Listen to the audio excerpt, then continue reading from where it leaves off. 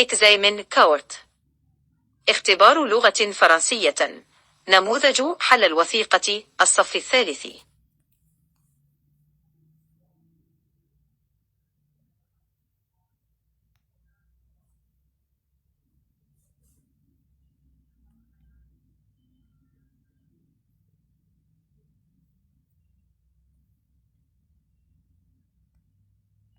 Lisez le document puis mettez vrai ou faux.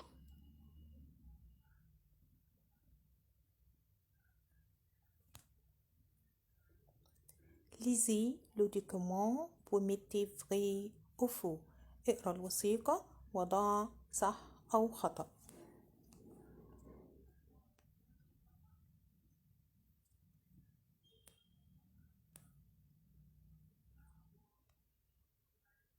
وهنسمع الوثيقة مع بعض جملة جملة وهنفهمها وبعدين نحل الأسئلة.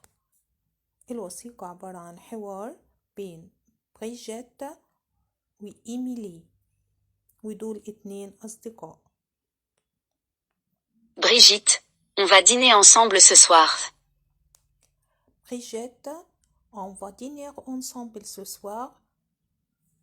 يعني برجيت بتقول لصاحبتها تيجي نتعشى مع بعض النهاردة أو مساء ce soir هذا المساء. Émilie, désolée, je vais dîner avec des amis. إيميلي اعتذرت وقالت désolé je vais dîner avec des amis. désolé je vais dîner avec des amis يعني أسفة أنا سوف أتعشى مع صديقات ليا. وناخد بالنا هنا من في دينير ده بنقول عليه زمن الفيتور بروش اللي هو المستقبل القريب، معناه إن حدث هيحدث بعد فترة قصيرة. Je vais dîner avec des amis. سوف أتعشى مع أصدقائي.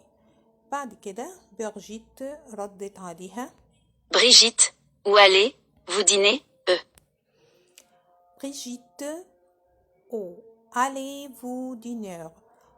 où allez-vous dîner يعني أين ستذهبوا للعشاء؟ Émilie, dans un petit restaurant. Il offre des pizzas à l'italienne. À l'italienne. On peut dîner demain, إيميلي قالت dans un petit restaurant il offre des pizzas à italienne. on peut dîner demain. هنتعشى في مطعم صغير اللي بيقدم بيتزا إيطالية وبعدين ممكن بعد كده بكرة إن شاء الله نتعشى مع بعض. Brigitte, d'accord, ma mère va préparer un bon dîner, et nous allons manger une tarte pour le dessert. Brigitte, d'accord, ma mère va préparer un bon dîner et nous allons manger une tarte pour le dessert. عشان أوافق على اقتراح ممكن أقول إيه؟ دكار يعني موافق. مامير برجيت قالت إن هي موافقة، ومامير مامتها سوف تعد، وبرضو هنا verb aller au présent في المضارع زائد الفيرب اللي بعديه في المصدر، ده قلنا اللي هو الفيتور بروش المستقبل القريب. يعني بتقول مامتها سوف تعد أو تجهز un bon dîner عشاء جميل أو لذيذ. et nous allons manger une tarte وهناكل تارت ده نوع من أنواع الحلويات pour le dessert للتحلية. Émilie, super. N'oublie pas que je suis allergique aux poissons. إيميلي قالت سوبر يعني هذا رائع أو عظيم. n'oublie pas ما تنسيش que je suis allergique يعني عندي حساسية au poisson من الأسماك. من السمك. خلاص. Brigitte. Brigitte, ma mère va nous faire du poulet. قالت لها ma mère va nous faire du poulet. ماما سوف تعمل لنا poulet. poulet يعني دجاج. Émilie, je vais apporter les sodas et le fromage. إيميلي قالت لها أنا سوف apporter, je vais apporter les sodas et le fromage. أنا سوف أحضر الصودا اللي هي المياه الغازية أو الحاجة الساقعة يعني، et le fromage والجبنة. Brigitte, alors, je t'attends à 20h point, on peut sortir après le dîner? Brigitte, alors, je t'attends à 20h, on peut sortir après le dîner.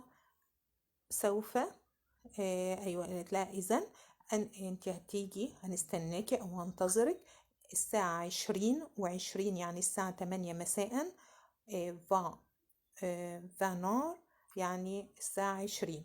on peut sortir avec le dîner ونستطيع أن احنا نخرج بعد العشاء. Émilie, on peut regarder le dernier film de Leonardo DiCaprio. Émilie, on peut regarder le dernier film de Leonardo DiCaprio. Émilie, on peut regarder le dernier film de Leonardo DiCaprio.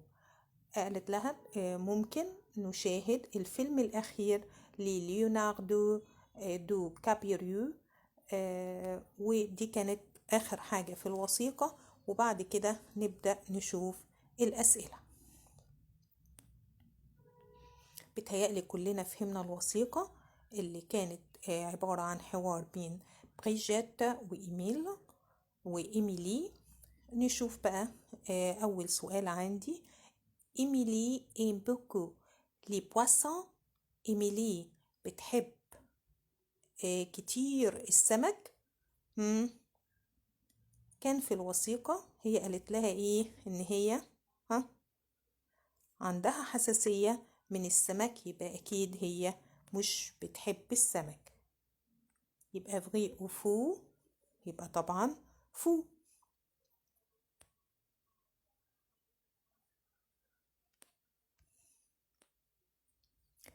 طيب السؤال الثاني. سي بريجيت qui va préparer le dîner. سي بريجيت qui va préparer le dîner. فري وفو. يعني برجيت هي اللي هتجهز العشاء، طبعا فو. طيب السؤال الثالث، والوثيقة عندي بتبقى يعني القطعة بتاعت الوثيقة بيبقى عليها 4 أسئلة، وبيبقى عندي في الإكزامان 2 وثيقة، واحدة صح وغلط وواحدة اختياري. ده نموذج للوثيقة الصح والغلط. نشوف السؤال الثالث. après le dîner بعد العشاء elles vont ensemble au cinéma. هم هيذهبوا مع بعض للسينما. طبعا ده صح لأنها قالت لها نشوف الفيلم الأخير بتاع ليوناردو. Émilie va prendre les pizzas avec ses amis aujourd'hui. إيميلي سوف تأخذ بيتزا مع أصدقائها اليوم. فعلا لأنها اعتذرت من برجيت إن هي تروح معاها للعشاء، لأنها مرتبطة بالعشاء مع أصدقاء تانيين. وبكده يكون الوثيقة بتاعتي خلصت. الإكزامان كورت امتحان صغير، وده نموذج، وإن شاء الله كل مرة نتعلم حاجة جديدة مع بعض. واشوفكم على خير. au revoir.